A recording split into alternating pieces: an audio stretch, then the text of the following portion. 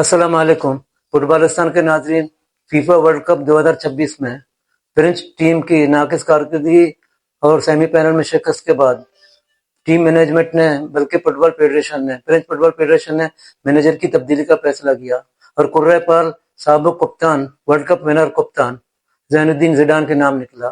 ज़ैनुद्दीन ज़िडान दुनिया फुटबॉल के वह पहले मुसलमान और पहले अफ्रीकी फुटबॉलर होंगे जो एक यूरोपियन टीम की कोचिंग के प्राइज अंजाम देंगे। ज़ैनुद्दीन ज़िडान ने जो शानदार कैरियर गुजारा, इससे उम्मीद है फुटबॉल नाज़रीन भी ये समझते हैं कि फ्रेंच टीम को एक फाइटिंग एक्सपर्ट में तब्दील। ज़ैनुद्दीन ज़िडान की खूबी है कि वो खुद स्ट्राइक करते हैं और वो जारियाना अंदाज खेलने को पसंद करते हैं और इसकी कोशिश हो कि अम्बाबे 11 को एक मजबूत मुस्तहकम स्क्वाड में तब्दील करें और अगले वर्ल्ड कप के लिए वो ट्रॉफी हासिल करने की कोशिश करेंगे। चलते हैं, देखते हैं ज़ैनुद्दीन ज़िडान के हवाले से ये रिपोर्ट।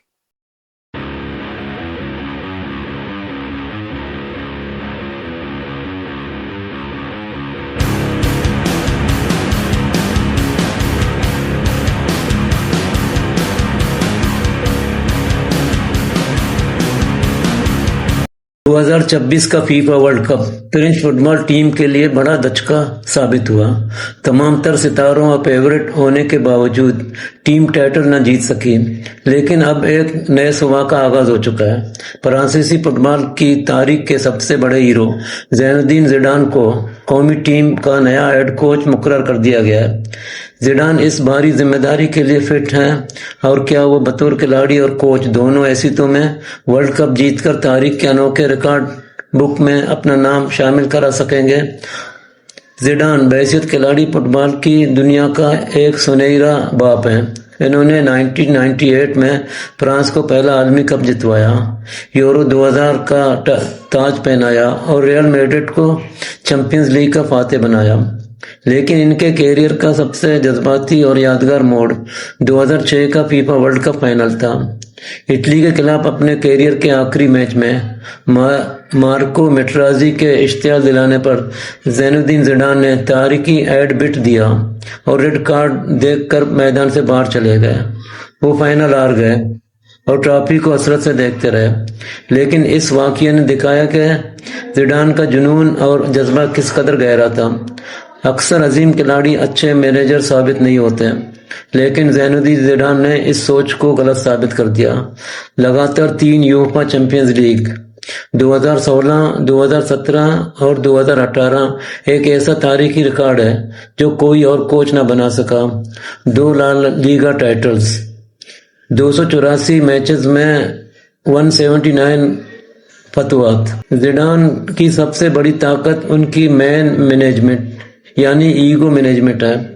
क्रिस्टियानो रोनाल्डो जैसे दुनिया के सबसे बड़े स्टार्स को एक साथ जोड़कर बेहतरीन कारकर्दगी लेना ज़िडान का ही काम था।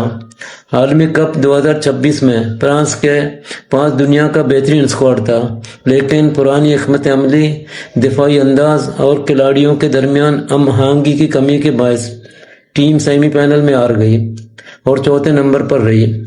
दिमाशम के 14 साल दौर के बाद टीम को एक नए जज्बे, एक अलग सोच और एक ऐसी शख्सियत की ज़रूरत थी जिसका एहतराम हर खिलाड़ी के दिल से करे।